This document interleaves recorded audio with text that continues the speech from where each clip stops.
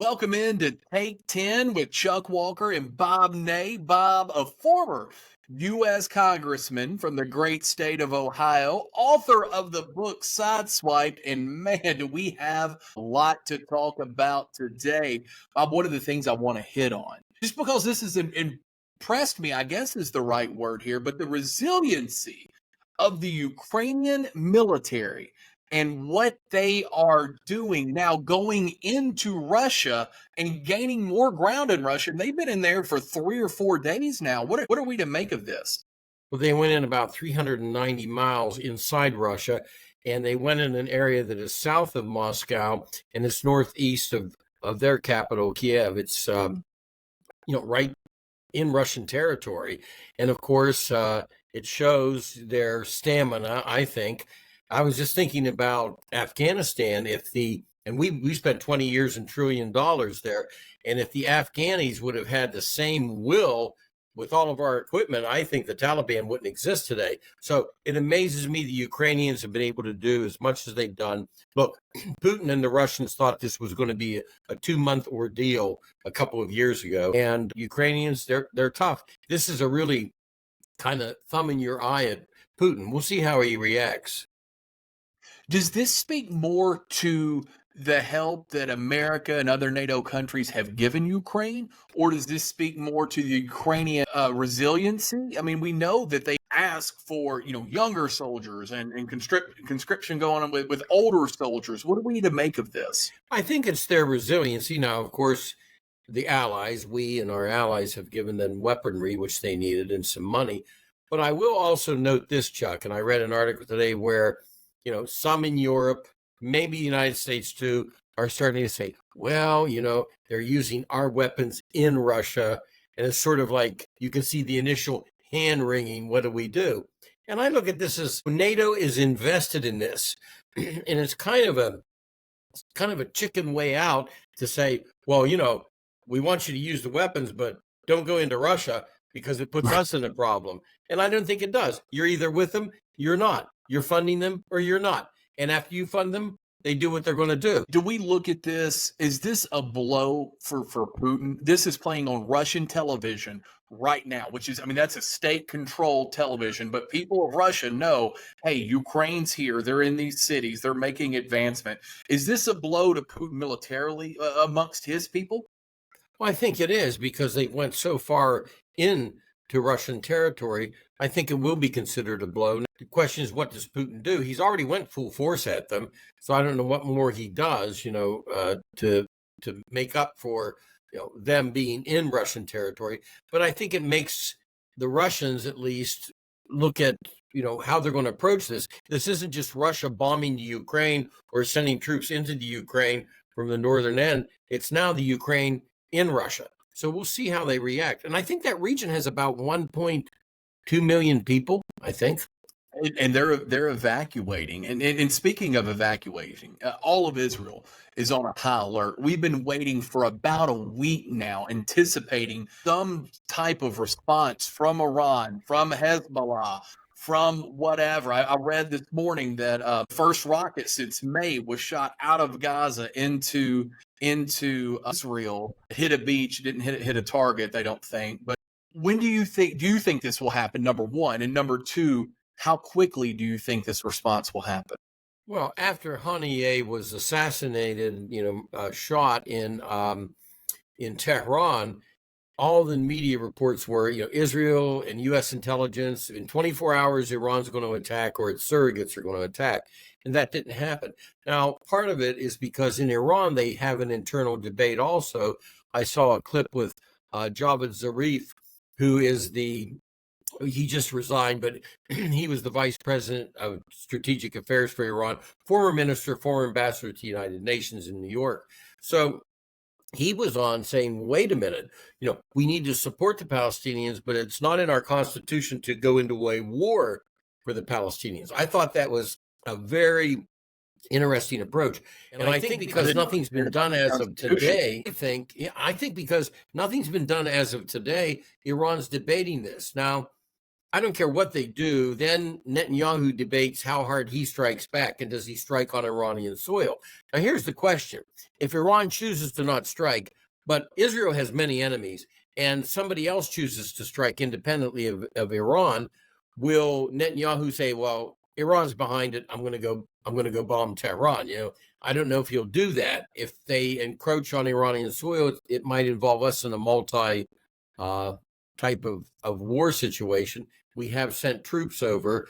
I think 2,500 some are around the region. So we'll see. Well, I would say something's going to be done by Iran, but I don't think it's going to be of a great magnitude that will justify Netanyahu going, crazy on Iranian soil.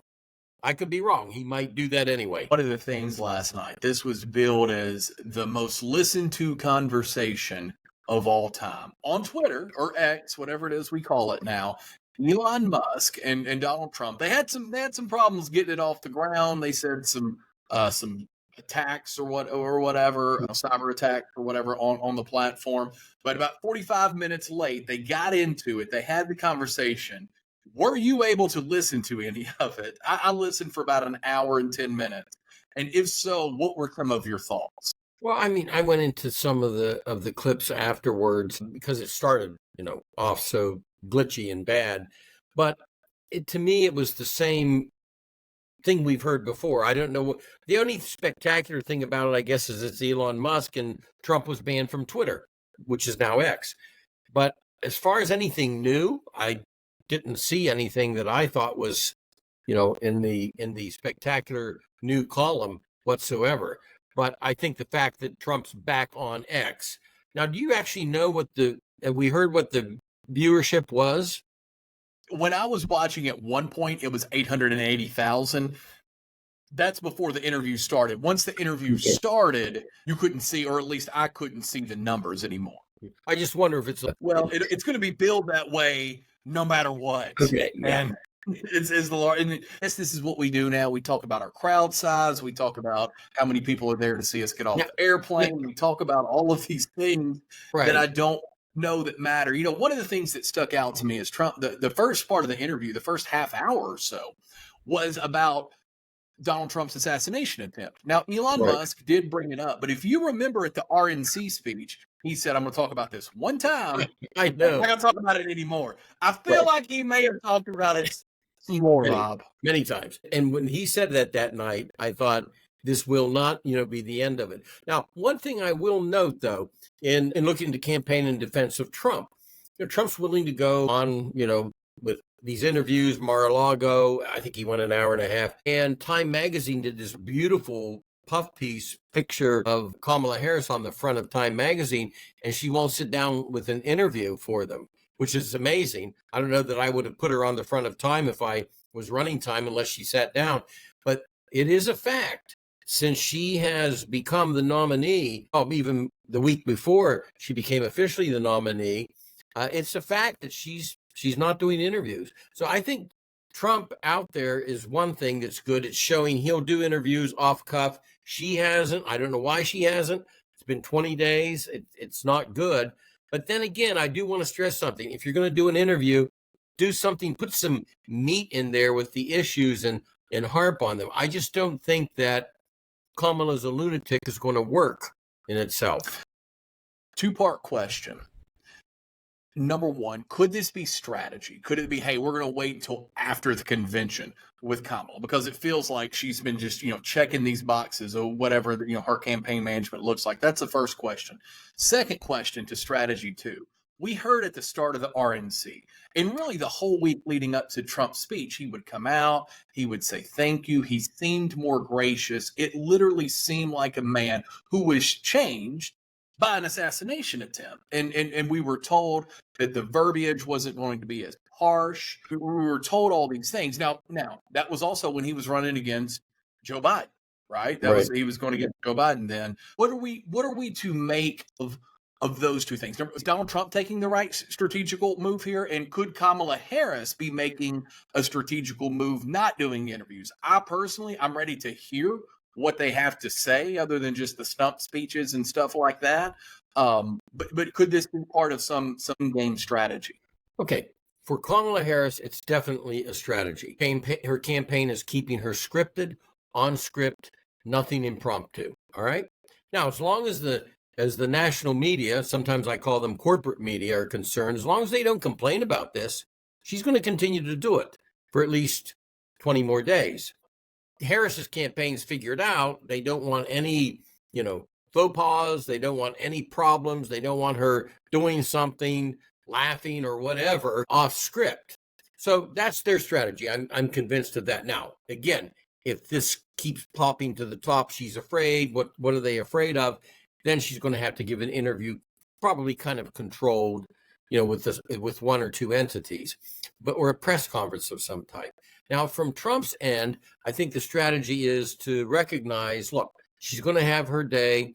There's certain things you can't interfere with, but you just have to keep your name out there, which Trump has done. Now, here's the problem.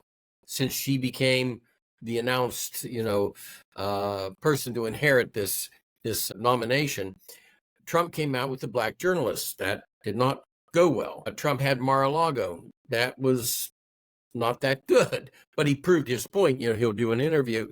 And now he had X, which was nothing major that, went backwards for him, but they're just not able to dig into where they need to, which is to, get those issues out there and where she stands on them. But at least he is keeping his name out there. I think after the convention, that's the do or die moment. When that convention ends, you got to give her 3 days, and they'll attack, and surrogates will attack, but give her 3 days, and after that, they've got to cut into the meat of the issue. And of course, we're going to have the most watched debate than any of them, I think, September the 10th. Can't wait for it. Bob Ney, former U.S. Congressman from Ohio. We'll talk again on Thursday. Okay. Thank you, Chuck.